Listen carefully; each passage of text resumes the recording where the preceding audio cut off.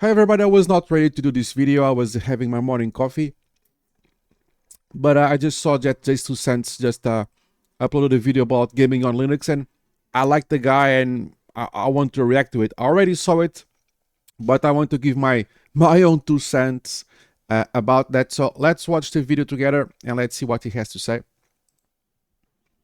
If I can play the video. Yeah, how come you're not using Arch Linux?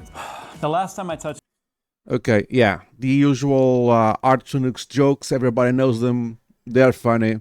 the Linux kernel was Ubuntu back in like 2010. So now he talks about his previous experience, which is not much, which is good for the purpose of this video. 2011 board and a laptop up and was messing around. Let's go but to I never the got serious about it. hotspots. So today's perspective is going to be a gaming system for Linux. Okay.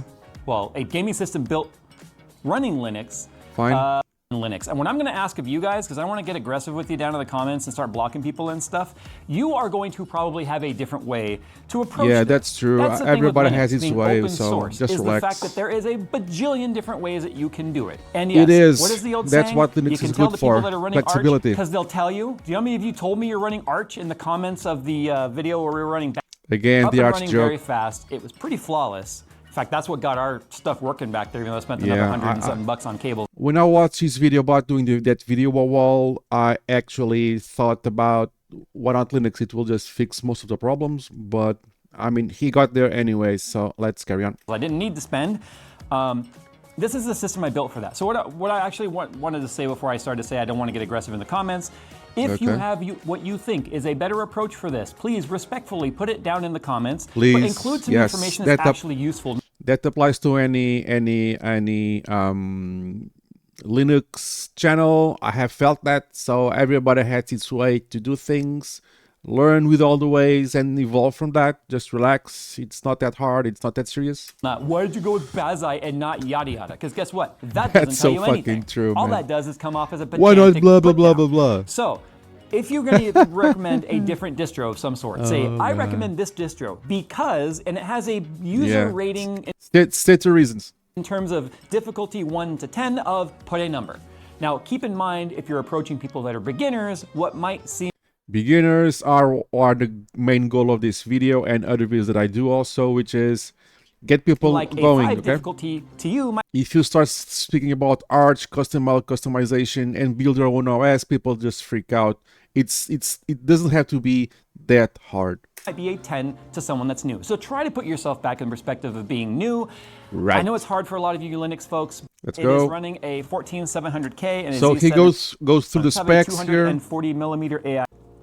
Pretty good because PC, we man. are also Better for than most of GPU mine, or running all of mine, I a- guess.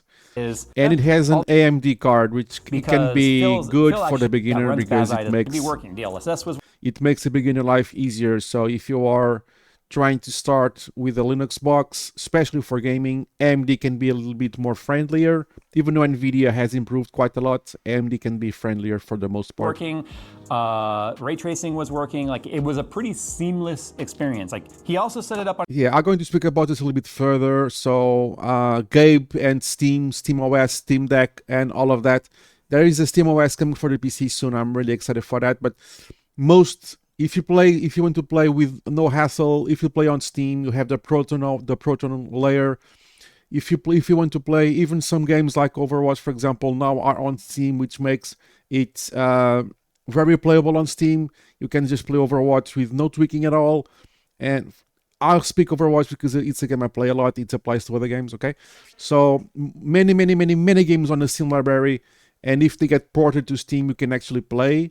The only limitations you're going to have, or well, you can call it limitations, are the anti-cheats. The anti-cheats don't go along with Linux for the most part. Some do, some don't. So if you are playing online and you are using some kind of anti-cheat, which you most likely you are, you will have some problems his there. desktop, which is an RTX 4080 Not problems. You won't be able to play at all. with a 13700K, and that was the control limitations to what you can do with Linux. Now, in terms of desktop and software support, you got to look into individual software you want to run to see if it has Linux installs and the So I'm going to make videos about gaming and about productivity and all of that. I just don't have the time to record everything at once.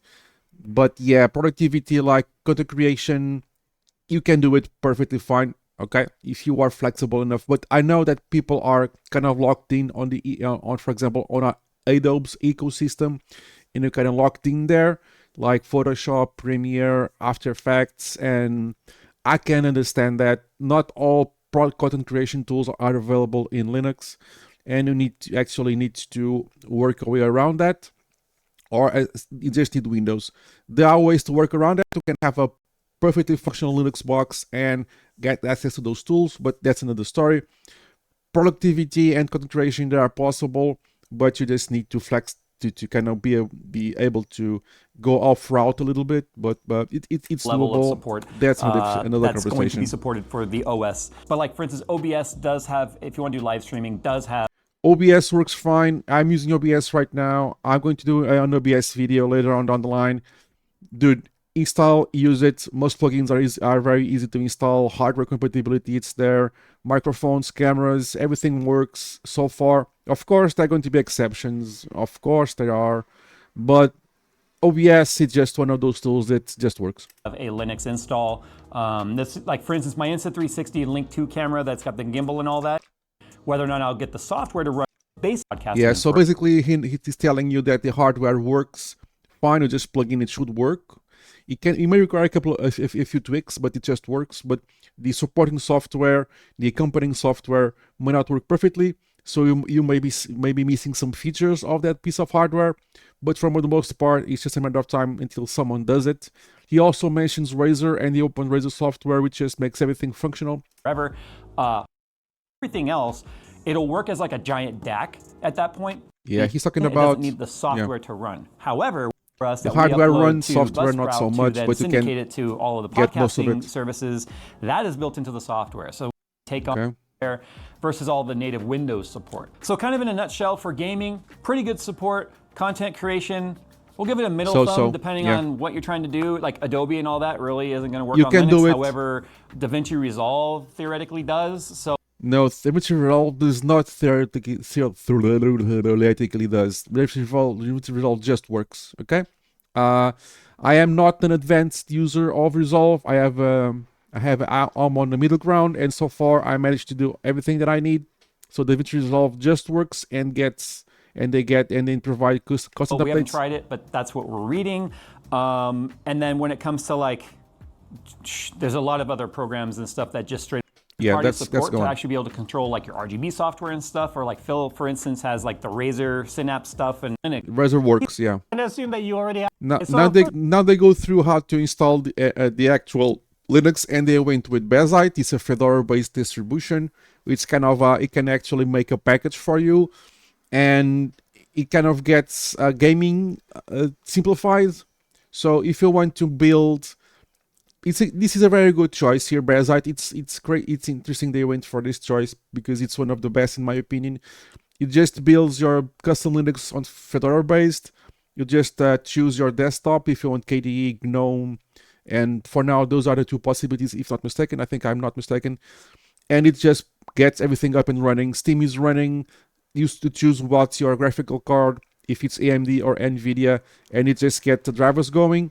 So if you are a beginner or an advanced user like myself, and you just want to get things working snappy, you don't want to think about how to install, you just go to Bazite. So if you are like me, you tinker, everything works, but now you understand the concepts. Sometimes you just want to put your PC in the living room for everybody to play and just simplify things. Go with something like this. It works, it's great, it's fine, and there's nothing wrong with that. It just works, and that's what we want. The thing you got to do is obviously make it install media. Yeah, we're gonna assume that you already have at least one working gimbal. This is on its own separate partition that's read. So just get the working PC and do this. I mean, it can be your own PC, a friend's PC.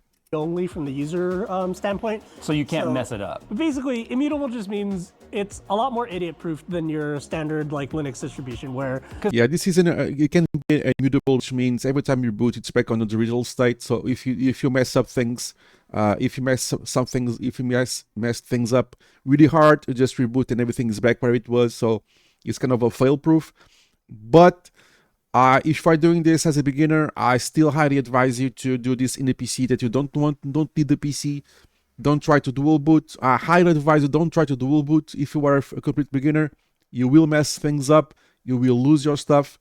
Get a cheap PC, a secondary PC, whatever, even if it's not the most performance PC, and install that there with peace of mind that it will not break, nothing that you actually need to use. So get a fresh PC, or if you are tech enough to do that, open the PC up, completely remove your drive, your storage drive, your NVMe's or SATA drives, and disconnect your USB storages, and make sure that the only storage available in that PC is the one you're going to test Linux on. Don't try to dual boot. Don't try to install with USB drives installed. Don't try to install with other drives installed. If you are tech enough to do that, or ask someone to do that for you, if you have only one PC and you want to do it on that PC, disconnect all storages, even external ones, and connect only the drive you're going to use to test Linux on. Don't try to dual boot. You will, if you're a beginner, you will mess things up. You were warned. After that, get some experience, and that's all good. But disconnect everything from that PC, including external devices. Then you test out. Ideally, get another PC.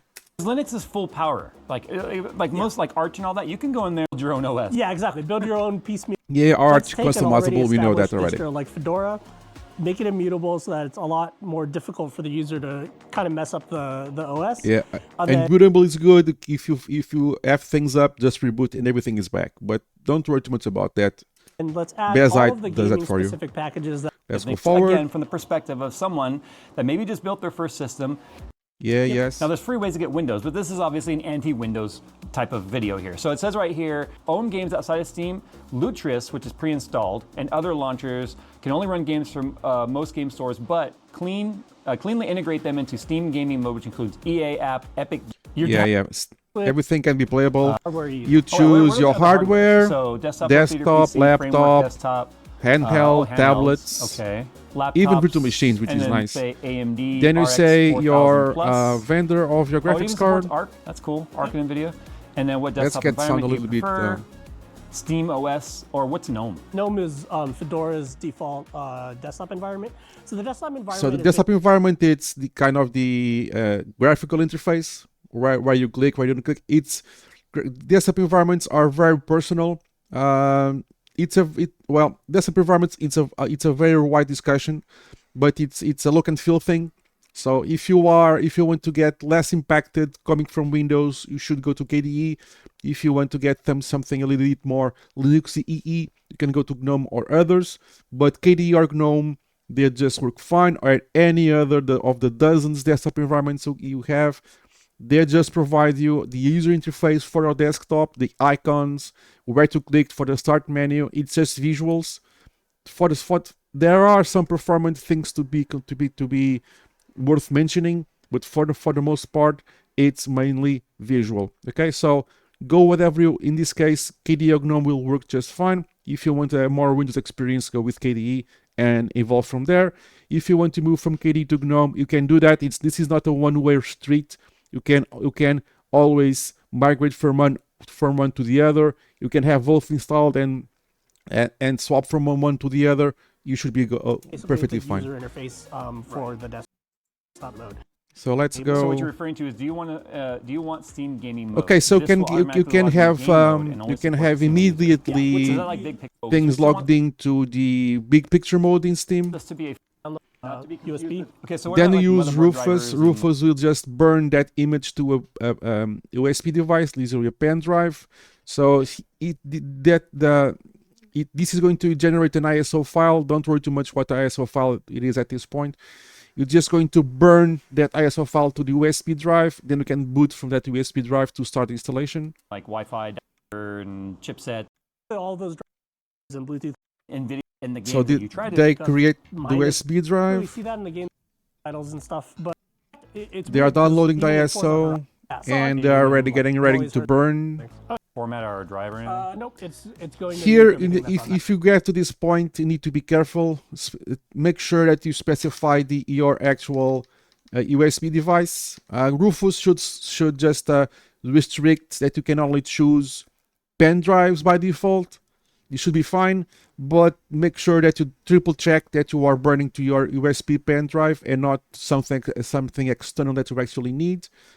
At this point, if you want to be safe, disconnect all the external media and stick with the non-external, but triple check to see if you are actually choosing the actual pen drive. Okay, disk or ISO image, right? Yep. Please select. You select the ISO that you just downloaded, the file, Bazite, and just click start. I'm not going too much detail here. I'm going to make my own video. Once the USB stick is burnt, and then yeah, Phil is old. I can get that. Our Voyager. Then you boot from that USB drive. You can just change in the BIOS or select the boot device key on of your motherboard or laptop. You boot from there and just go on. Install Bazite. Install. This test media installed. It's here from since forever. This is here since the times we used to use CD-ROMs or DVDs, because CDs or DVDs could get damaged. So you can test this before the installation. Instead, you still have that. The media and install beta 41, because 41 is the actual Fedora version that it's most current. You will boot. It will look like hackers. Yes. Then you do the procedure. So all of the other steps are not that hard. Here you're going to specify where to install the Linux Bazite in this case. This looks as Fedora because it is Fedora and it's my own taste, but you will choose where to install. Here you can see it's showing the actual USB drive and the disk drive. They're going to click, not the disk, I'm also showing my age here. You will select the NVMe drive or whatever drive you want to install it. Okay, so boom. That's easy. Existing partition. And they're going to click here free space by removing or shrinking existing partition. So they're going to destroy the Windows installation that is on this drive and let the installation process decide how to organize your data. That's fine. It works fine, especially for a beginner. Just let the installation do that for you. You are completely good to go. Accept everything, delete everything. That's why I say use a fresh disk, only that disk on the system, or a completely separate PC that you don't care about if things get nuked. Plain space, and then if you want, you can connect to your network right now. Yeah, I can do it afterwards. It just installs, it just ends, and you reboot. And it should automatically change the performance. Of course, this is filled with Jay's humor and Phil's humor. Go and check it out, the whole video to hear the jokes. I'm not here for that. Mock management.